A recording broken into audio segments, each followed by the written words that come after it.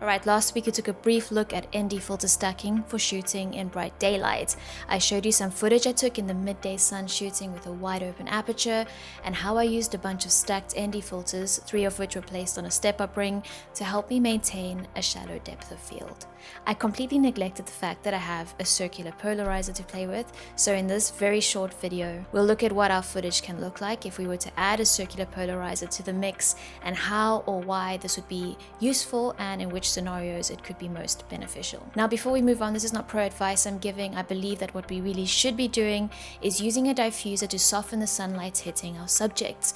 I don't have one here with me at this point in time, so I'm just going to show you what I'm doing with the stuff that I have here with me, which is my camera, a couple of lenses, the blazing hot sun, and some cheap ND and circular polarizing filters. Now, to give you some basic info before we look at the footage, very crudely speaking, with an ND, we're reducing the amount of light hitting our sensor, and with a polarizer, we're reducing the amount of glare we get from reflective surfaces like water or glass. In my little bits of footage, you'll note that our circular polarizer adds some oomph and also some saturation to our clips.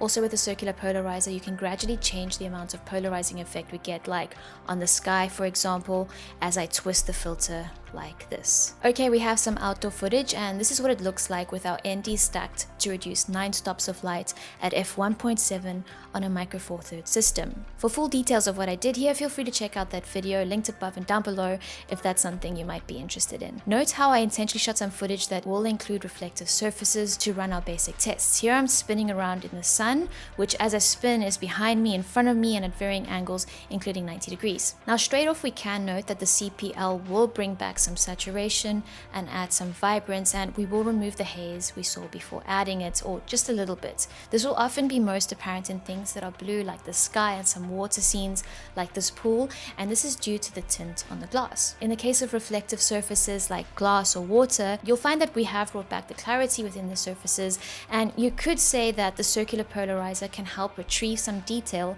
that would otherwise be lost in the glare or reflection, like with these water drops bouncing off of the water in the pool. At 90 degrees to the camera is where you'll see the circular polarizer work at its best, and you may find that directly facing the sun or directly behind the sun, you won't have much or any reduction in the haze. Also note how adding the polarizer to the stack has reduced another stop or two of light, or at least I think it has. Also note how we can manage the glare from the reflective surfaces like glass or water, but how this is not particularly useful for reducing much of the glare from the metallic surfaces, or at least it's better in the water or in the glass. Now, before we end off, I took a couple of photos through this photoglass sphere thing. I thought it could help us see how a circular polarizer reduces the glare produced by reflective surfaces.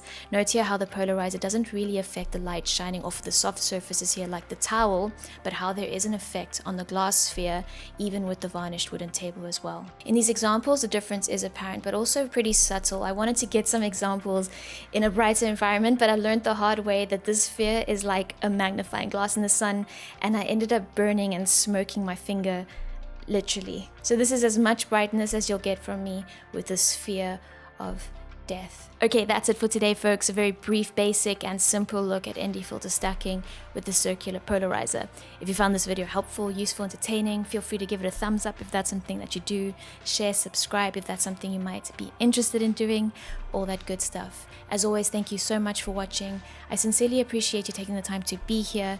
Don't forget to keep shooting, to keep learning, keep editing, keep practicing, and I'll catch you in the next video. Let's see if this works. And I'll catch you in the next video.